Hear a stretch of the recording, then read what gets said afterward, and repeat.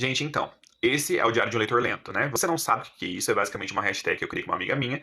E nessa hashtag a gente traz as nossas atualizações de leitura, do nosso mundo literário em geral, porque a gente gosta muito desse universo, mas a gente não tem o ritmo, né, de um criador de conteúdo literário. Eu tava lendo A Melodia da Água, como vocês sabem, da Rebecca Ross. Consegui terminar? Não consegui, estou bem travado. Mas, aí você fala, não vai ter atualização de nada, né? Não, pelo contrário, eu tenho atualização sim, e é que eu li 2 contos. Eu queria trazer a questão de conto, porque eu acho que conto, ele é mais rápido, pra gente que tem outras coisas pra fazer e tal. Eu decidi, né, ler um do H.P. Lovecraft, que se chama A Cor que Caiu do Céu. Mas antes de eu falar exatamente o que eu achei, eu vou falar. Eu sei de todas as polêmicas que tem do H.P. Lovecraft, gente, mas enfim, é um autor clássico, eu sempre tive vontade de ler alguma coisa dele. Aí li esses 2 contos. Mas vamos primeiro numa Cor que Caiu do Céu, que foi o primeiro.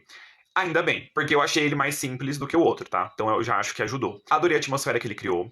Basicamente você tem ali uma fazenda barra cidadezinha, e aí você tem toda uma situação da história do meteorito que caiu numa fazenda, e esse meteorito tem alguma coisa, tipo, uma coisa alienígena, uma coisa assim, que começa a impactar tudo. As plantas, primeiro, mas depois a terra, a água, os animais e até chegar nas pessoas. É uma história de decadência mesmo, sabe? Eu gostei bastante, achei super interessante a forma como ele foi construindo a história, a forma como ele misturou a ficção científica com a questão também do falar sobre morte. Mas uma das coisas que eu mais gostei nesse conto, que eu não sei se eu surtei, que é falando como a gente às vezes fica numa situação que tá ruim. A gente continua ali, né? A gente é atraído por aquilo, né? Então, não só na nossa vida, mas a gente observa as pessoas dessa forma também, e que às vezes ela não consegue sair daquele ciclo vicioso de sofrimento, de angústia e tal. Lógico que ele levou isso para um outro lado, porque é uma ficção científica. Tem um momento também da história que você fala, nossa, por que essa família não foi embora? Tipo, só não.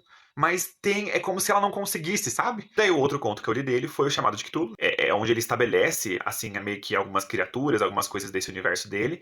E foi muito bom essa escolha que eu tive, porque na verdade eu senti que ele é mais difícil, sabe? Mais denso para ler. A gente tem esse professor, que ele é um professor muito renomado, muito conhecido, e ele estava investigando meio que ali essa questão desse culto, que ninguém sabe, é um culto muito específico e tal, e extremamente antigo. O que acontece? Ele morre, e o sobrinho dele acha os pertences dele. Aí ele acaba ficando curioso e indo atrás de mais informações, e acaba ele investigando isso, né, no lugar do seu tio. Esses seres que são super antigos, que Tulo é um desses seres, entende? Ele se comunica com as pessoas por sonhos, e aí você tem cultos ao redor do mundo para essas entidades. Eu não vou falar mais sobre a história, eu achei bem legal porque ele traz também uma outra questão, assim, pegando também pela minha interpretação, tá? O fato da nossa pequenez enquanto humanidade, sabe? O fato da gente não saber tudo, e da gente às vezes não ter nem que saber tudo sobre o mundo, sobre o universo. Igual eu falei pra vocês, né? Meu primeiro contato com o H.P. Lovecraft, mas eu gostei. Vou ver se eu continuo lendo alguns contos dele. Uma coisa que eu queria falar com vocês também é que a Maria lançou um livro essa semana, né? Então vai lá no Instagram dela, tem uma